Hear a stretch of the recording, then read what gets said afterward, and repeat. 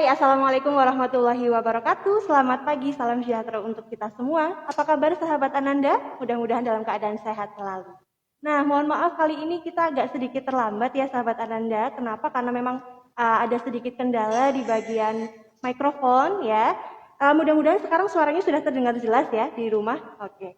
Nah, Mbak Tina, gimana kabarnya hari Halo, ini? halo Mbak Permata, kabar baik hari ini, Alhamdulillah. alhamdulillah. Sehat selalu ya. Iya, amin Seperti amin. Ananda kalau ditanya apa kabar pasti jawabnya selalu Alhamdulillah sehat selalu. Nah, hari ini hari Kamis tanggal 7 April 2022, ketemu lagi bersama saya Putri Permatasari. Biasanya kalau kita ketemu yang dibahas itu ya Mbak, kalau sama saya nih, biasanya dibahas melulu soal kebidanan ya. Wah. Soal kebidanan ibu hamil, bersalin, nifas, kayak gitu ya. Tapi kali ini kita skip dulu nih perbidanannya. Nah, tapi kalau sahabat Ananda di rumah kepengen membahas soal kebidanan lagi, langsung aja boleh di komen di Instagramnya, di YouTube channelnya Rumah Sakit Ananda bisa banget ya. Di komen aja nih kira-kira kepengen bahas apa sih gitu ya.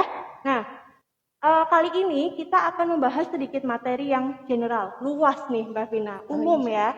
Apalagi sekarang kita masih berpuasa. Kalau kemarin ikut pemerintah, puasanya dimulai dari tanggal 3 April ya. Berarti hari ini insya Allah kita akan berpuasa hari kelima. Kemarin Mbak Vina ikut pemerintah apa? Yang tanggal 2 nih? Ikut pemerintah nih, ikut Mbak. pemerintah Iya. ya. Tanggal 3 berarti hari ini lancar puasanya Mbak? Alhamdulillah dan semoga sampai nanti maghrib Sampai nanti maghrib ya. Nah, kalau dilihat kayaknya Mbak Vina kan seger terus nih selama berpuasa ya. Apalagi ahli gizi kan, pasti punya tips triknya gitu kan.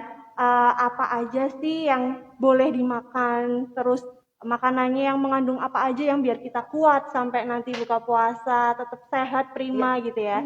Nah, tema kita hari ini adalah puasa sehat dan menyenangkan, menjaga pola gizi seimbang sesuai aturan ketika kita berpuasa. Kurang lebihnya seperti itu temanya. Nah, kalau di sebelah saya sudah ada Mbak Vina, dia adalah ahli gizinya dari Rumah Sakit Ananda Purwokerto. Tadi sudah menyapa ya. Mau disapa lagi Mbak? Udah cukup lagi aja mungkin ya Mbak. Oke, udah cukup ya. Langsung aja ke materinya biar nggak terlalu lama nih. Kalau dari temanya, puasa itu kan sehat dan juga menyehatkan gitu ya.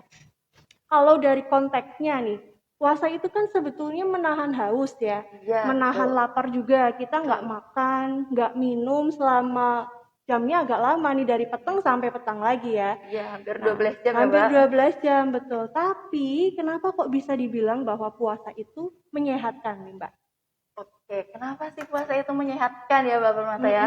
Jadi puasa itu mengistirahatkan organ pencernaan kita. Karena kan biasanya kita baru bangun nih, kita udah minum air, terus sarapan. Terus nanti siang dikit kita ada makan camilan. Terus siang makan siang lagi, terus belum lagi camilan-camilan di kantor gitu ya. Terus malam masih makan, bahkan sebelum tidur juga keangkringan dulu gitu. Nah, aduh itu saya banget itu Mbak. Nah, jadi organ pencernaan kita itu satu hari full itu bekerja penuh gitu. Sedangkan saat puasa kita kan sahur jam 4 ya, jam 4 pagi, terus baru makan lagi ketika buka puasa jam 6 sore. Jadi organ pencernaan kita itu beristirahat. Jadi ada waktunya, kayak kita kan juga dipaksa kerja terus setiap hari, setiap jam itu capek ya Mbak gitu, pengen istirahat. Jadi itu mengistirahatkan organ pencernaan. Yang kedua, makan kita itu jadi lebih teratur. Biasanya Mbak Permata mungkin merasakan ya shift pagi nggak keburu sarapan gitu, nggak keburu. Jadi skip sarapan, terus nanti makan siangnya langsung banyak karena lapar. Terus tadi makan sore, aduh capek nih, malas makan kayak gitu. Sedangkan pas puasa kita makannya lebih teratur.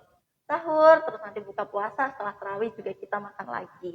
Lalu juga untuk teman-teman nih yang pengen diet atau yang merasa badannya kok aku berat banget ya gitu, itu puasa juga bisa membantu menurunkan berat badan dan massa lemak tubuh. Seperti itu Mbak. Tapi diingat lagi ya konteksnya bahwa puasa itu bukan untuk diet ya, tapi ibadah. Betul, itu bonusnya. Betul, itu bonusnya. Pun kalau kita makannya bener ya Mbak, kalau misalkan nih ternyata puasa ya, buka puasanya di meja udah full makanan, ada kolak, ada es teler, segala macem gitu ya. Itu apakah bisa dibilang tetap pola makan yang sehat Mbak kayak gitu? Wah iya, biasanya itu ya takjilnya kolak pisang, es teler, semua kayaknya lapar mata dibeli semuanya gitu. Nah itu juga bisa menjadi perhatian ya teman-teman gitu. Jadi ketika kita kita memilih takjil mungkin ya, itu biasanya untuk takjil ya Mbak. Ya. Memilih takjil itu juga harus diperhatikan. Boleh memilih takjil sesuai selera teman-teman, tapi juga harus diperhatikan. Maksimal konsumsi gula kita itu 4 sendok makan atau 50 gram sehari. Terus juga garamnya itu setengah sendok teh dan lemak itu 5 sendok makan sehari. Itu sehari ya, nggak cuman pas kali makan kayak gitu. Jadi kan biasanya kalau misalnya es teler sebuah itu kan udah ada gula pasirnya berapa Betul. sendok makan. Terus susu kental manisnya masih ditambah lagi. Belum lagi tambah sirup. Santan, sirup Iya, ya. sirup, santan kayak gitu. Jadi untuk takjil diusahakan dihindarin makanan yang terlalu manis, yang terlalu berlemak, gorengan-gorengan, martabak telur. Aduh kayaknya enak sekali ya ini siang-siang. Ini jadi bayangin udah ke sana nih, Mbak. Itu sepertinya enak sekali, tapi Betul. diusahakan untuk takjil itu dihindarin karena karena kan kita berpuasa, kita tidak makan dari pagi sampai sore. Glukosa darah kita itu turun perlahan seperti itu. Nah, apa namanya? Jadi ketika kita makan pas buka puasa itu glukosa darahnya nanti langsung naik kalau kita makannya terlalu manis gitu. Lebih baik ketika kita berbuka puasa, kita minum air putih dulu. Air putih boleh air putih hangat. Terus kita makan kurma, buah kurma sesuai anjuran Nabi ya. betul. Itu lebih bagus seperti itu. Kalau kurma itu bisa dibilang ada glycemic index atau kadar gulanya tinggi nggak sih, Mbak? Oh iya, oke. Kalau kurma kan manis banget Iya. ya. Itu glukosa darahnya itu masih sedang Mbak gitu. Jadi nggak apa-apa dikonsumsi. Bisa 3 sampai 3 butir ya kalau sunahnya. Betul, Seperti sunahnya itu, ganjil ya. 3, 5 ada maksimalnya nggak, Mbak? Jangan terlalu banyak. Jangan 11 biji gitu dimakan sendiri gitu ya. Cukup 3, 5. Balik lagi semua itu sesuai dengan kebutuhannya Betul masing-masing sekali, orang ya. Betul sekali. Nah, berbicara soal kebutuhan masing-masing orang nih ya, sahabat Ananda. Kalau kita kan nggak ngerti nih Mbak, kebutuhan saya itu berapa sih kalorinya yang harus dimakan, kebutuhannya Mbak Vina itu berapa, sahabat Ananda yang di rumah itu berapa. Nah, ini ada tipsnya nggak nih atau cara menghitungnya biar kita tuh tahu kebutuhannya berapa? Oke, baik. Jadi sebetulnya untuk kebutuhan energi ya berarti Ya. itu kalau dari kita dari ahli gizi menyebutnya kebutuhan Energi energi ya. Oke. Kebutuhan energi termasuk di dalamnya karbohidrat, lemak, protein, vitamin, mineral itu tiap orang beda-beda. Ya, itu jadi betul. secara personal. Maka dari itu diet itu tidak bisa disamakan. Misal aku dietnya nih aku ikut diet ini cocok nih Mbak gitu, tapi di babak mata malah kolesterolnya naik atau apa gitu. Itu sangat berbeda. Jadi memang perlu perhitungan khusus, tapi secara umumnya itu kebutuhan rata-rata orang dewasa usia 18 sampai 29 tahun itu 2250 kalori seperti itu. Jadi itu bisa diperoleh dari 3 kali makan besar dan 2 kali selingan. Berarti total dalam satu hari ya? Betul, total dalam satu hari. Nah, total kalori itu dibagi dalam berbagai jenis, misal karbohidrat, vitamin, protein, atau dari satu jenis makanan aja nih, Mbak? Ya, betul sekali Mbak Purnata. Jadi itu harus dibagi secara merata gitu ya, dari karbohidrat, protein, lemak, vitamin, dan mineral. Biasanya kalau untuk gizi seimbang, karbohidrat itu sekitar 55-60%, proteinnya itu 10-15%, dan untuk lemaknya itu dari 20-30%. Itu kembali lagi menyesuaikan kondisi seseorang. Itu tadi untuk orang-orang yang sehat seperti itu ya. Kalau misalnya ada kondisi itu seperti diabetes mellitus atau kolesterol tinggi itu berbeda lagi. Berbicara lagi nih soal diabetes ya. Jadi saya langsung kepikiran kalau orang lagi puasa nih, tapi dia penderita diabetes misalkan, itu apakah tetap dianjurkan untuk berpuasa? Atau misal dari Mbak Vina punya tipsnya gimana sih berpuasa yang aman bagi penderita diabetes gitu ya? Oke, baik. Jadi untuk penderita diabetes seperti itu ya, ketika ingin berpuasa, boleh dikonsultasikan dengan dokternya terlebih dahulu. Apakah kondisi tubuhnya aman untuk berpuasa seperti itu? Apabila dari dokter sudah, oke, nggak apa-apa Bu, silakan monggo berpuasa. Itu untuk berpuasanya juga sama seperti dengan seseorang pada umumnya yang tidak memiliki kondisi diabetes. Cuman harus di pemilihan makannya ya.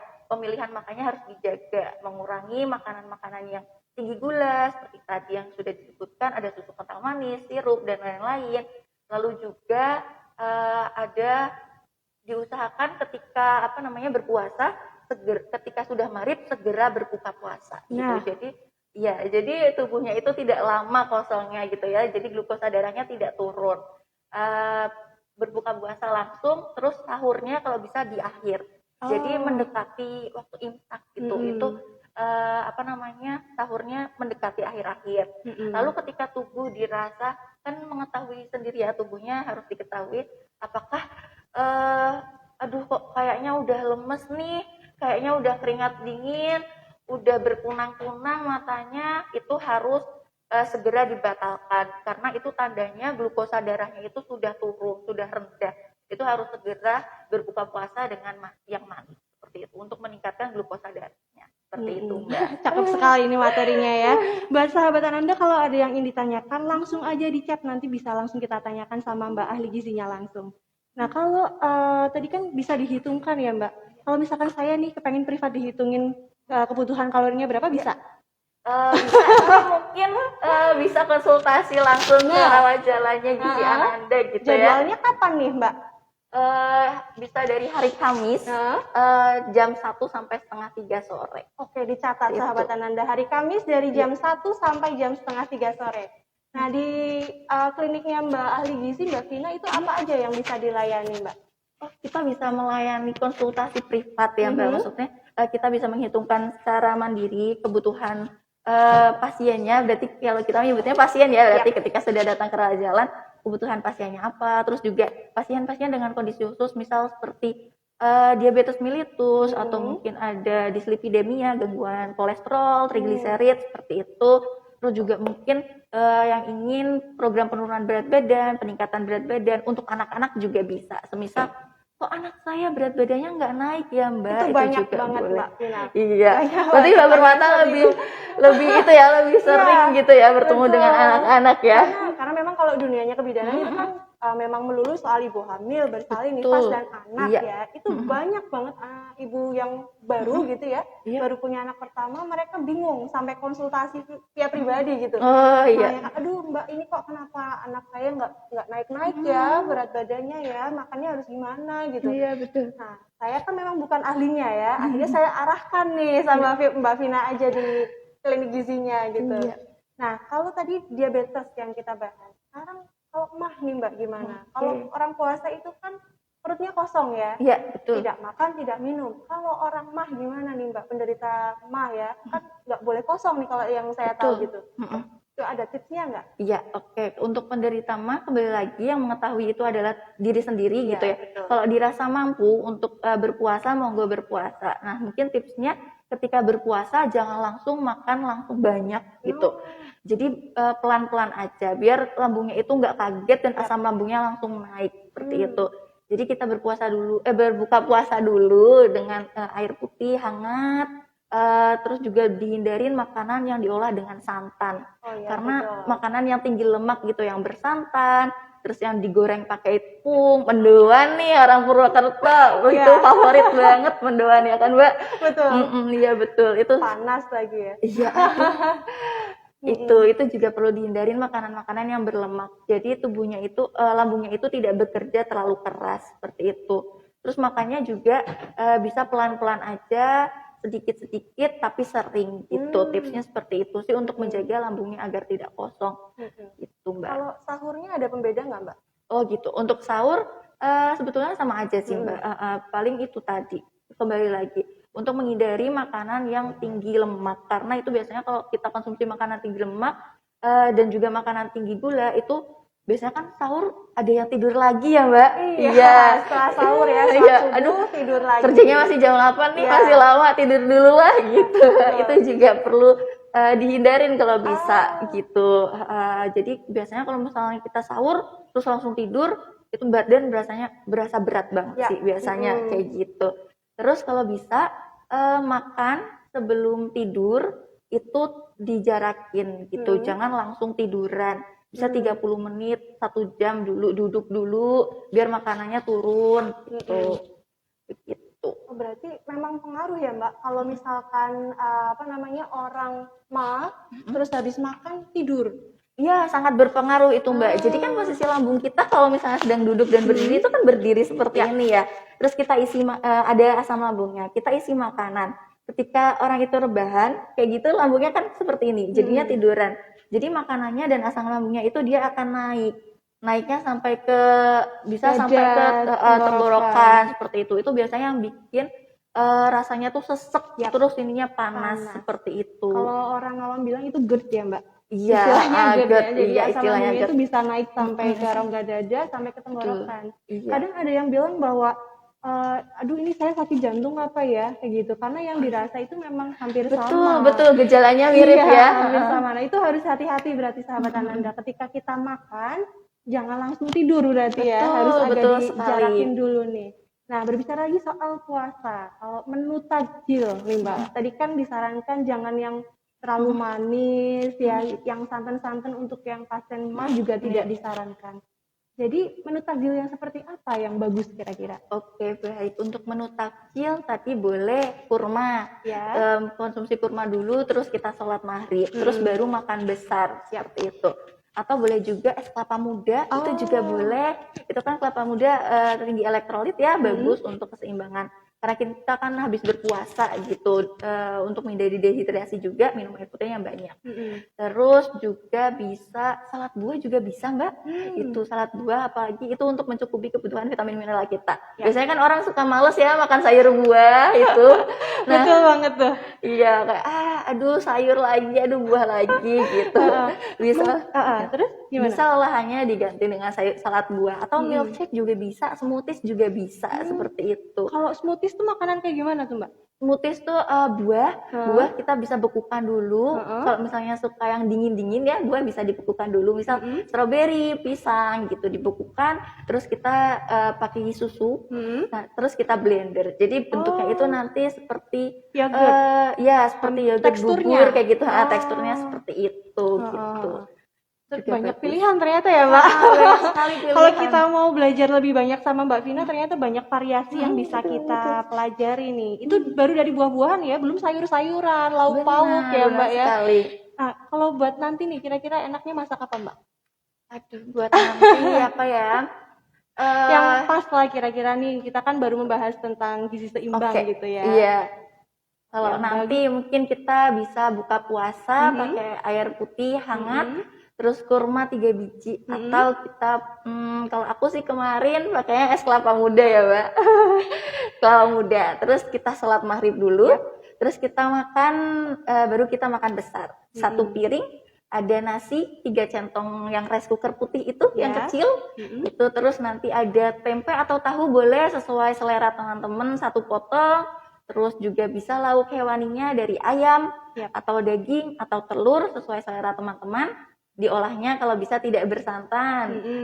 Terus kalau bisa mungkin tumis ayam suwir boleh, atau apa ya, ayam bumbu tomat bisa. Terus tempe juga bisa, tempe bacem atau tempe goreng biasa tanpa tepung. Lalu ada sayur 1 mangkok, bisa sayur sop seger ya Mbak. Betul. Sayur sop dan buahnya 1 buah. 1 buah apa ya? Sukanya apa teman-teman Ananda? Pisang boleh, jeruk boleh, bebas. Apa aja boleh ya, berarti kalau buah. Yang penting prinsipnya tidak berlebihan. Betul sekali, Kembali lagi ke sekali kebutuhan kita masing-masing. Iya. Nah, kalau saat ini kita kan masih di era pandemi ya, kita puasa sudah tahun keberapa nih masih di era pandemi ya. Nah, kira-kira kalau kita di masa pandemi itu kan harus menjaga imunitas. Apakah berpuasa itu tetap aman gitu Mbak untuk meningkatkan imunitas atau gimana gitu? Oke, berpuasa saat pandemi ya, itu sebetulnya nggak apa-apa teman-teman. Karena kan berpuasa juga ada penelitian yang menyebutkan berpuasa itu juga meningkatkan imunitas. Jadi monggo nggak apa-apa teman-teman untuk berpuasa asal tadi gizinya masih tetap terpenuhi seperti itu dari tadi.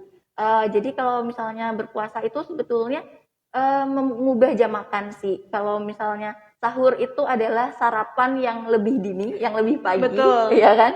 Terus kalau untuk buka puasa adalah makan siang yang lebih sore, kayak lebih gitu. Mundur ya? Iya, lebih mundur. Jadi yang penting itu tadi terpenuhi.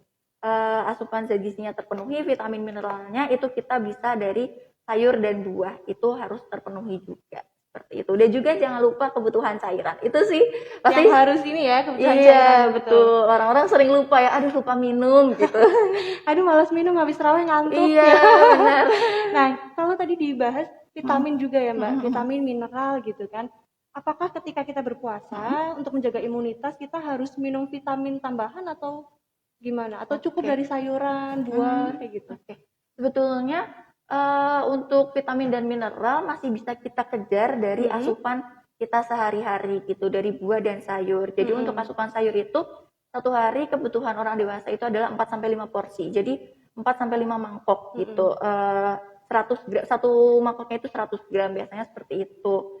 Nah, untuk buah sendiri itu 3 sampai 4 porsi. Jadi ketika teman-teman sudah bisa mengejar dari situ, untuk vitamin dan mineral dari yang obat gitu ya, dari yang vitamin kapsul itu tidak diperlukan. Tapi semisal teman-teman kok ngerasa kurang atau aduh kayaknya nggak puas nih untuk efek psikologisnya betul. mungkin ya, itu bisa mengkonsumsi vitamin gitu. Tapi jangan lupa itu juga dikonsultasikan dengan dokter, apakah memang betul-betul diperlukan atau misal teman-teman ada konsumsi obat lain selain vitamin, itu juga perlu dikonsultasikan karena kan obat itu selalu ada interaksi ya Mbak gitu. Jadi mungkin bisa dikonsultasikan ke dokter di Ananda atau mungkin mau ada Ananda menyapa nih terkait vitamin dan mineral. Langsung aja. Gitu, Berarti Inja. yang belum subscribe YouTube channelnya Ananda di subscribe dulu, like, share, sama komen jangan lupa. Di Instagramnya juga bisa ya Mbak. Kalau yang tadi Mbak Vina bilang kepengen membahas tentang materi apa sama dokter spesialis, silahkan langsung di requestin aja.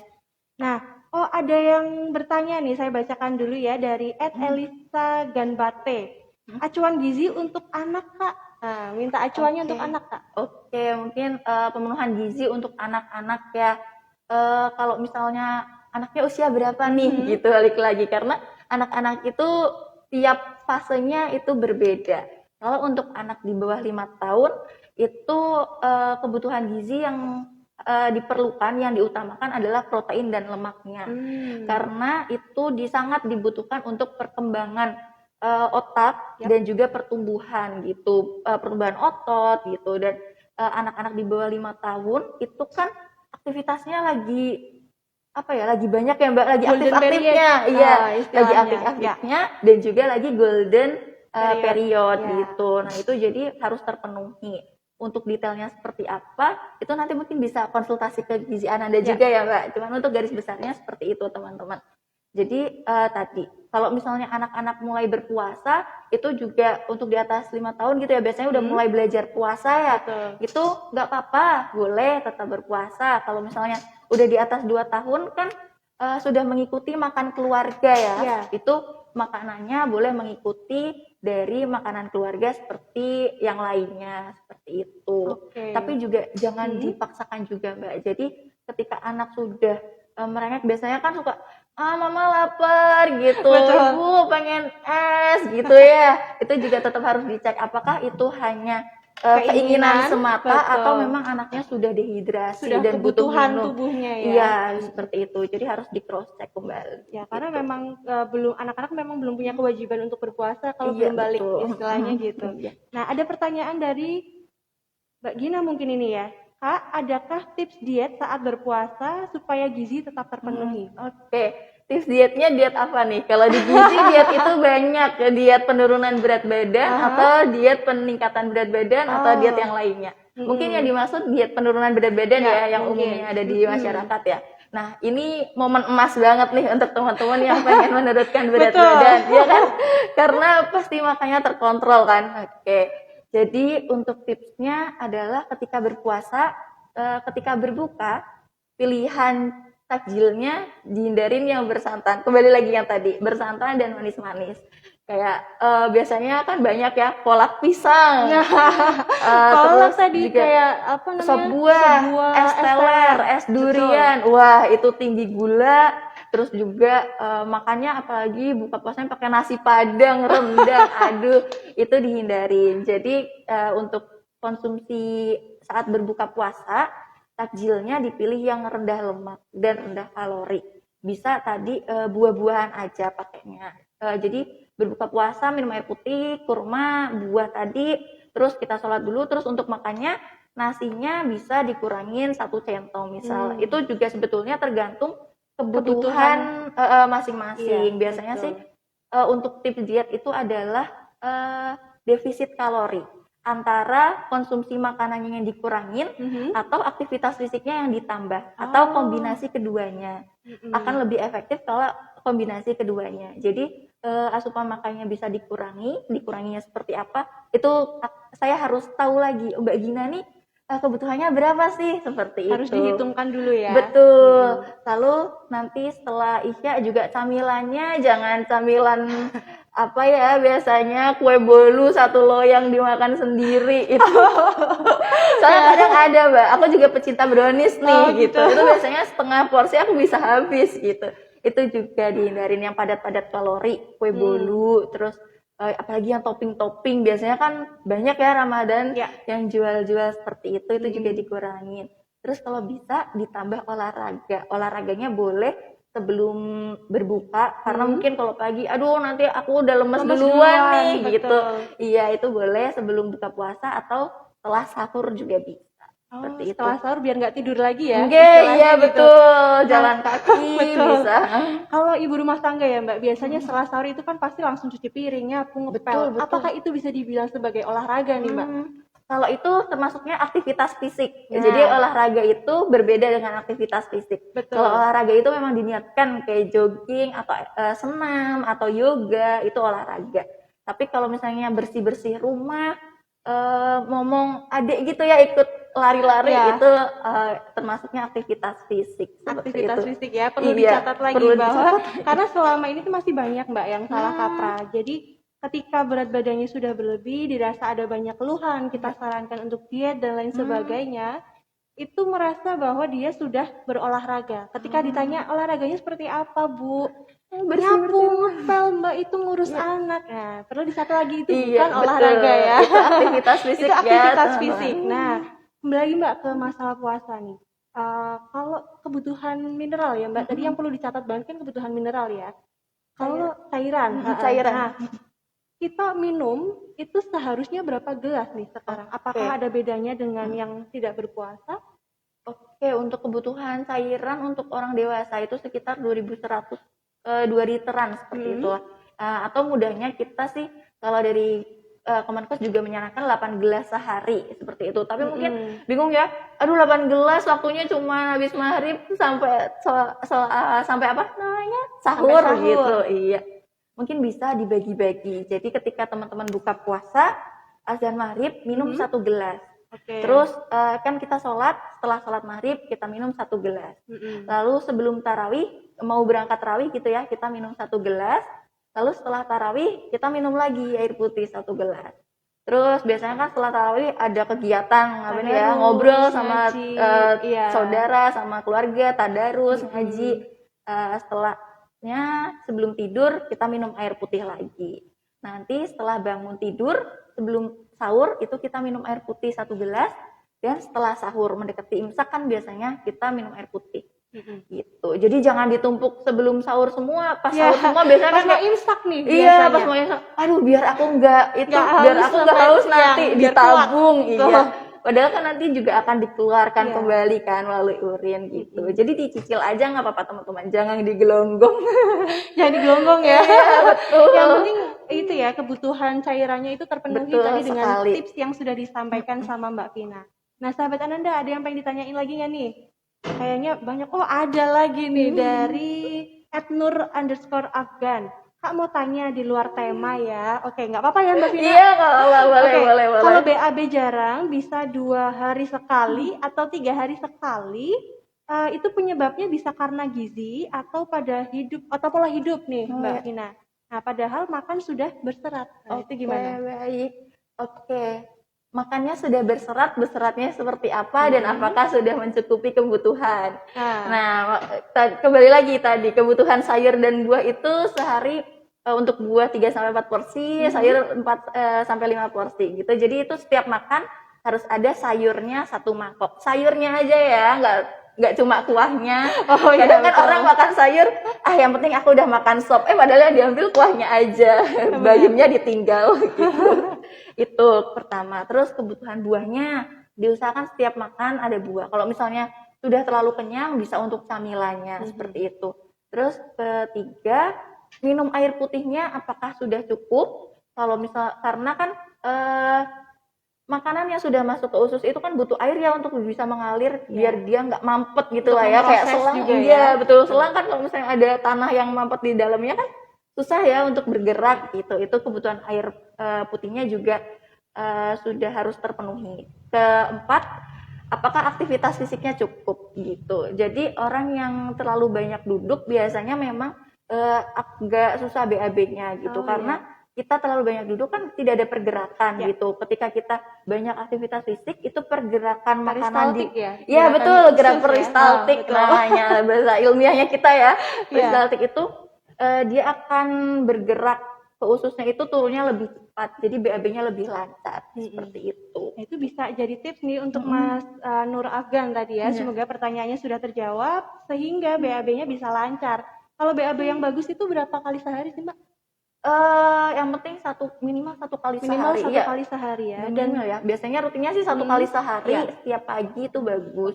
Bagusnya sih setiap pagi. Cuman sih kapan aja nggak apa-apa sih Mbak. Yang penting setiap hari BAB. Gitu. Dan mungkin teksturnya juga ya bukan yang cair, betul. bukan yang keras sampai bisa timbul benjolan di bagian ininya benar. ya. Nah, itu pola makan juga berpengaruh, pola aktivitas juga berpengaruh ternyata. Sekali. Masih ada pertanyaan yang disampaikan, mumpung masih ada waktu ini. Kita kira-kira mau berapa menit lagi nih, sahabat Ananda sama Mbak Vina? nggak berasa, ternyata udah setengah jam, Mbak Vina. Iya, betul. Oke, satu pertanyaan lagi dari saya, Mbak. Boleh. Kira-kira nih pola makan yang sehat, yang bagus ya, yang kemarin sudah sedikit saya tanyakan sama Mbak Vina, itu kira-kira yang seperti apa aja? Oke, pola makan yang bagus, pola makan yang sehat, itu adalah yang berpedoman pada pedoman gizi seimbang. Mungkin teman-teman bisa browsing juga ya di internet, pedoman gizi seimbang itu apa sih? Gitu. Saya jelaskan secara singkat mungkin ya Mbak, karena itu sebenarnya ada 10 prinsip gizi seimbang gitu. Yang pertama adalah menjaga kebersihan makanan. Itu biasanya kan kita beli takjil ya udahlah ya beli seketemunya gitu. Iya. Itu juga perlu dilihat apakah proses pengolahannya, penjualnya itu menjaga kebersihan atau tidak. Yang kedua adalah mencukupi kebutuhan gizi kita gitu. Balik lagi, kebutuhan gizi itu sangat personal, tapi secara umum itu kebutuhannya tadi bisa kita penuhi 3 kali makan besar dan 2 kali selingan dengan menghindari makanan yang tinggi lemak. Jadi tadi batas konsumsinya itu 5 sendok makan sehari. Itu berarti kalau bisa diusahakan sekali makan besar itu yang digoreng ya satu aja. Yang lain misal ditumis atau dibikin sop seperti itu.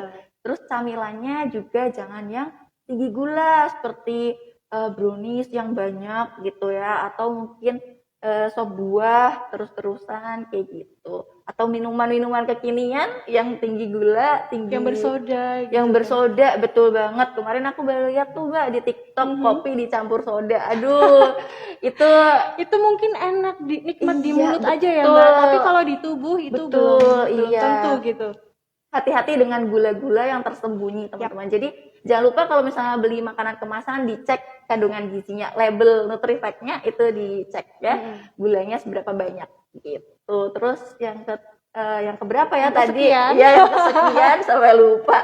Itu menjaga aktivitas fisik gitu, sehari diusahakan aktivitas fisik minimal 30 menit atau seminggu 3 kali olahraga. Ya, yang benar-benar olahraga ya teman-teman. Atau pagi-pagi jalan kaki 30 menit itu juga udah boleh gitu. Itu bagus banget ya, pola hidup sehat ya. Iya, betul. Karena sekarang di masa pandemi pola hidup sehat itu sangat menunjang ya, apalagi untuk menjaga imunitas. Betul sekali. Saat ini kita sedang berpuasa. Gimana sih, tadi sudah disampaikan banyak sekali sama Mbak Vina tentang tipsnya. Kemudian menu pilihan makanan yang baik, yang sehat itu seperti apa, sehingga kita bisa tetap sehat, bisa tetap prima, sehingga imunitas kita tetap baik di masa pandemi COVID-19 ini. Iya benar. Nah, ada lagi yang tanya nih Mbak, Kak Vina jadwal prakteknya kapan? Tadi sudah sedikit disampaikan ya, silahkan dipromosikan lagi Mbak. Oke, siap. Jadi untuk jadwal praktek rawat jalan gizi, itu ada di hari Kamis pukul 1 sampai setengah 3 sore. Seperti itu. Jadi teman-teman yang ingin berkonsultasi monggo bisa datang di hari tersebut. Bisa daftar online ya? Iya betul, bisa daftar online. Ya, bisa daftar online ya. Nanti dibuka aja aplikasinya buat yang belum download, silahkan download di Play Store bisa, di App Store bisa. Di search aja RS Ananda Purwokerto. Di situ langsung diklik download. kemudian dibuka pendaftarannya, aplikasinya, langsung dicari gizi ya, klinik gizi ya Iya, Mbak ya. poli gizi ya. Poli gizi dicari di situ, langsung daftar harinya setiap hari Kamis. Nah, selain poli gizi, kita juga punya poli yang baru nih Mbak, yang lagi booming ya di mana-mana dan dicari di mana-mana, yaitu poli rehab medik. Nah, poli rehab medik itu pelayanannya apa aja sih? Ada banyak sahabat Ananda. Jadi silahkan kalau yang kepengen tahu bisa menghubungi Rumah Sakit Ananda, tanya jawab silahkan, kita punya banyak sekali pintu terbuka nih ya istilahnya untuk masyarakat sahabat Ananda komunikasi dengan kita, bisa melalui Instagram, YouTube channelnya Ananda, kemudian websitenya juga bisa, nomor telepon rumah sakit juga bisa, silahkan, sangat terbuka untuk menerima segala pertanyaan, masukan dari sahabat Ananda semua. Nah, klinik psikologi juga ada di sebelahnya Mbak Vina ya. Ada klinik psikologi, di situ ada banyak sekali layanan yang bisa kita terima, kita layani. Kalau bingung, langsung aja dibuka aplikasi Ananda. Di situ banyak sekali informasi, baik mengenai polikliniknya, kemudian dokter spesialisnya. Kalau ada yang cuti Mbak, di situ juga ada informasinya, ya nggak usah khawatir. Di sebelah kanan saya apa nih? Oh, visi misi Rumah Sakit Ananda ya. Nah, kalau visi misinya kita tuh selalu memberikan pelayanan yang terbaik, selalu menjadi rumah sakit swasta pilihan terbaik. Insya Allah mudah-mudahan kita bisa selalu istiqomah ya, bisa memberikan pelayanan yang terbaik. Nah, sahabat Ananda, nggak berasa nih kita waktunya sudah hampir 1 jam ternyata ya. Memang agak sedikit keterlambatan tadi waktu di awal. Tapi nggak apa-apa karena materi yang disampaikan luar biasa banget nih. Terima kasih ya Permata. Kapan-kapan boleh lagi ya? Oke, siap. Nanti tinggal berkabar saja, teman-teman. Tinggal berkabar, betul. YouTube channelnya ayo di subscribe dulu. Di komen. Subscribe, komen, like, share gitu. Aduh, udah kayak YouTuber banget ya Mbak. Iya, Langsung aja, jangan ragu-ragu. Nanti di situ bisa di request nih. Misalkan kepengen lagi sama Mbak Vina. Belum sempat ke polikliniknya, bisa deh silahkan. Pengen request materi apa sih gitu ya. Kalau ada waktu nanti kita bisa sharing lagi dengan teman-teman di Ananda Menyapa. Nah, sudah lama nih dari tadi kita nerocos terus ya. Kita mohon maaf apabila ada salah kata. Mudah-mudahan kita bisa ketemu lagi di lain kesempatan. Sehat selalu untuk semuanya. Mudah-mudahan puasanya lancar sampai nanti akhir Ramadan. Amin. Ya, kembali lagi kita masih di era pandemi Covid. Jangan lupa untuk tetap patuhi protokol kesehatan. 3M ya. Iya, betul. Kok 3M? Betul ya? Memakai masker, menjaga jarak. Satu lagi Mbak, saya agak lupa nih. Pokoknya 3M protokolnya ya. Memakai masker, menjaga jarak. Satu lagi agak Mencuci lupa. tangan Mencuci tangan. Mencuci tangan. Nah, betul banget. Mobilitas lingkungan juga harus dikurangi. Kalau misalkan sekarang nih Mbak, jadi keinget lagi ya.